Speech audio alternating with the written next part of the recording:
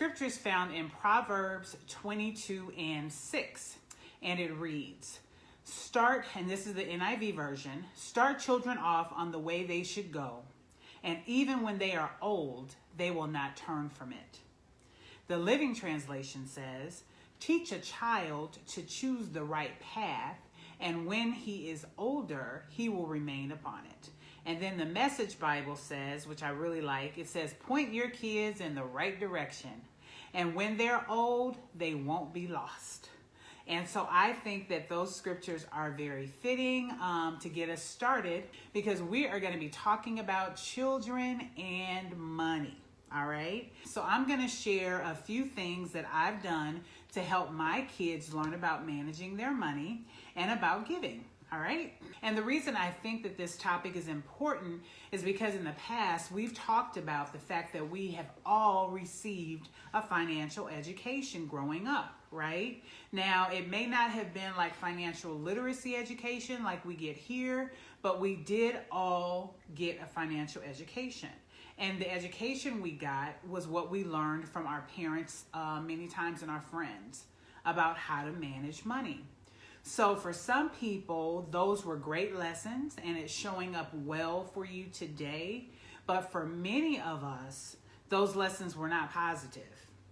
And so they're not showing up for us in a positive way. All right. So it's my goal and the goal of this segment to help change your mind about some financial manners and maybe change your thinking in some ways so that we can relearn good habits as it relates to our finances and get rid of the habits that don't serve us well, okay? So we want our children to begin to learn positive money lessons now so they can avoid some of the mistakes that we had to go through and that we made in the past, okay? All right, so let's go ahead and get into it. So my kids turned like 6 and 8 years old. I started to give them a very small allowance. It was $4 a month. Yes, $4 a month. And so I was trying to figure out how to do it. So I went online and read where you could teach kids about money using mason jars. Okay, so in that case, you get 3 mason jars and you label one of the jars spend, you label one of the jars save, and you label one of the jars give. All right. So whenever the children earn money, like their allowance or birthday money or things like that, they're encouraged to put that money in those jars. So I got 3 mason jars for each of my kids, and they got to decorate the jars the way that they wanted, which was really fun for my daughter, who's very artsy and creative. But just as long as the jars had save, give, and spend on each of them.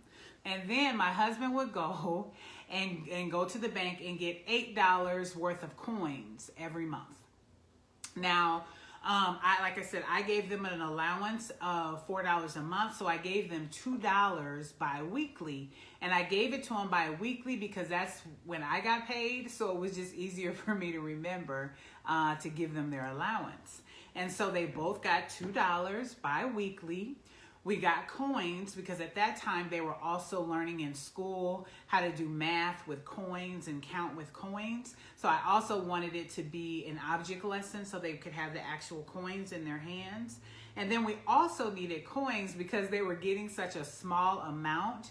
In order to do the 10% for their give jar or to go towards their tithes, we needed some dimes, right? So because 10% of the $2 was 20 cents. So we needed the coins so that they could separate the money in each of their jars. So that was their first lesson on managing money. And at the time, they used their money for like toys and candy and stickers and all that kind of stuff mostly. I'm laughing at my daughter. She's over here grinning. But they got used to seeing the money go in the jars. They got used to separating the money and then seeing the money fill up in the jars. And so what would happen is when they had several dimes in their give jar, then I would have them get that money out of that jar, and then they would bring it to church at the time when we were still able to be at church all together, and they would put it in the offering basket.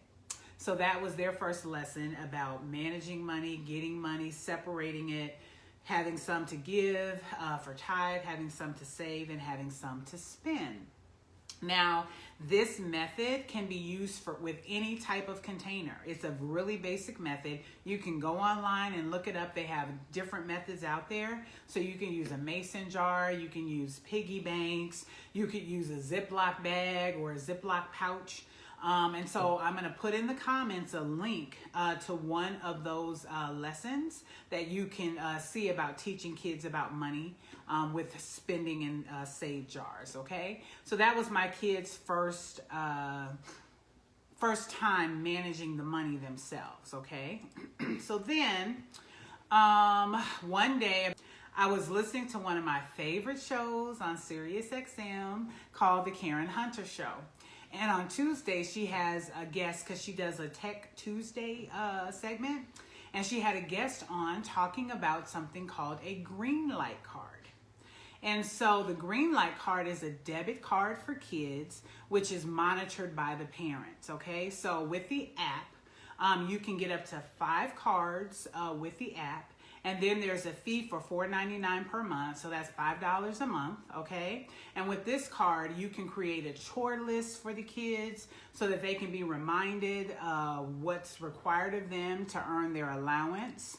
And you can automatically transfer money from your account to the Greenlight account, which means you're automatically transferring the allowance from your account to the kids' Greenlight account.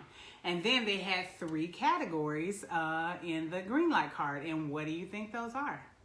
Yep, just the same as before. Save, give, and spend. And so when I heard about it on the radio show, I was like, oh, okay, that makes sense, because it was basically the tech way or the app way to use the mason jar system, right? And so I determined that I had the money in my budget to spend that $5 a month, and then that would alleviate the monthly trips for my husband to go to the bank and get the change. And my kids were also older by then, and they were getting a little bit more money, so it was a good fit for us in that regard. So with the Greenlight card, it has really done great for us. So with it, you can program which type of establishments you want the kids to use. So, of course, you don't want them on any adult sites or anything like that. So you can say, hey, they can only spend at these places.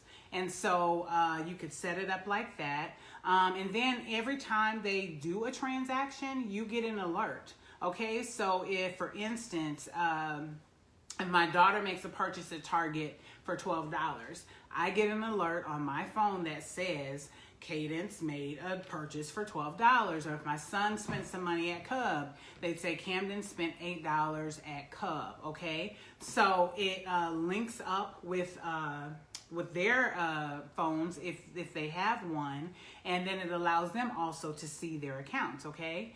So what I think is cool about that, because right now I know my daughter has hers linked up, my son doesn't, but she can then make transfers between the accounts, like the save count and the spend count, and then also the give account. But they know that once mommy puts that money in that give account, that money is supposed to stay there. But say, for instance, she did try to make a transfer. If she tried to make a transfer from her give account to her spend account, I would get an alert that says, my daughter is trying to transfer money, and then it would ask me to approve it, right? And so then I would have the authority to approve it or reject it, all right? So it really does give parents a lot of control over what's happening with their kids, but it also allows them to begin to use money.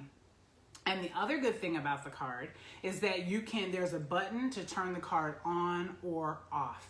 So if you're, scared that maybe there's going to be some hacking or something like that, you can go ahead and turn the card off, or if it's while it's in the, if your child has the card, you can turn it off to be sure that nobody steals it and then just uses the money, okay? There's also a spare change feature on the card, like you find on many checking and savings accounts now, which allows them to round their purchases to the next dollar. So it adds the change that they didn't use into their savings account automatically, all right?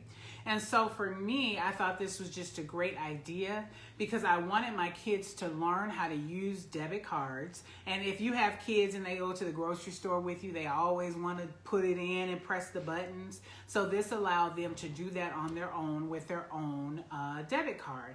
And they have to remember their PIN, all of that. The same things that you would have to do as an adult, they had to do, they have to do with their Greenlight card.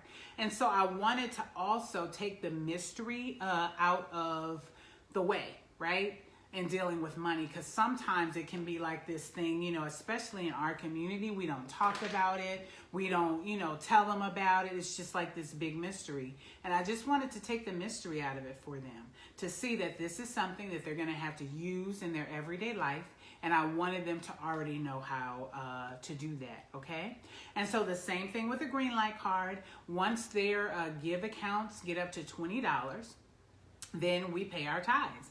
Now, because of the pandemic and all of that, we're doing most of that online anyway. And I was doing that prior to the pandemic. And then they pay their tithes to the church online, just like an adult would. Okay, so they're in the practice of doing that. And because paying your tithes for me and for my family and for this community is a part of your finances, right?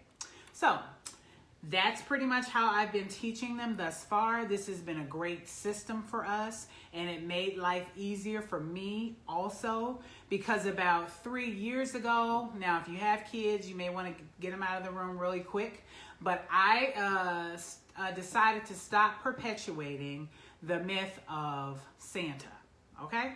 I said I'm not going to do it anymore. I'm not going to do all this sneaking around shopping. And one year we went out of town, so they were like all up in arms, like how is Santa going to know where we live? And, if we're in Atlanta, it just became this whole thing. So the way I worked it out was I took 2 of their presents to Atlanta. And then I had my family, if they wanted to buy them gifts, to just give them gift cards. Because the other thing I was thinking about is how am I going to lug all these presents back to Minnesota and then have to pay extra baggage fees? And y'all know I hate extra fees. So we just took 2 presents down there. They got gift cards, and then I had the rest of their presents here. And they were fine with that, okay? And it worked out well. But then I thought, but I still have like presents in the basement that, they said they wanted, but then they like still don't. I mean, we still literally have toys in the basement that I haven't played with in years, right? So I'm like, okay, I'm tired of this. Let's let them get their own gifts. So about 3 years ago, I just gave them the cash. The cash I would have given them for Christmas, that I would have paid for all the toys, I just gave it to them. So we waited. So on Christmas, they got the cash. And they already knew about this. We had already discussed it. And then I took them out, and then I let them pick out what they wanted. And many times they played with it more and all that kind of stuff because it was something that they went and they picked out on their own. And it just made life easier for me, right? So I was like, whew, this is great.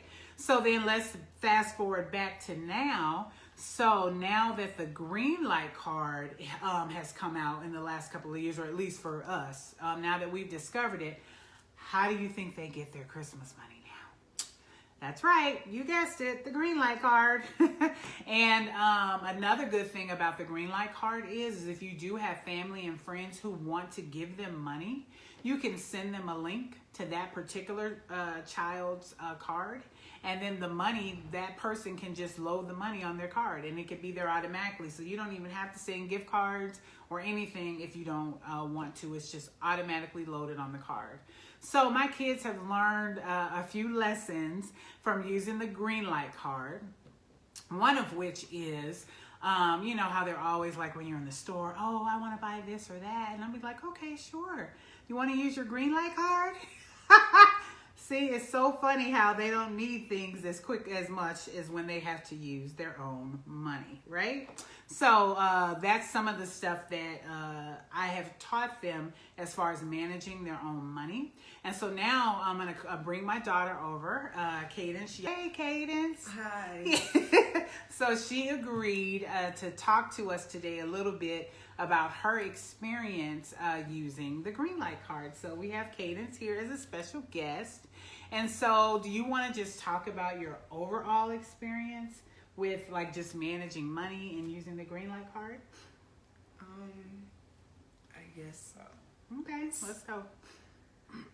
My overall experience is it's good to use like if you're just starting out with like getting to know like what debit cards are and like what credit cards, debit cards are. Mm-hmm. And so it's,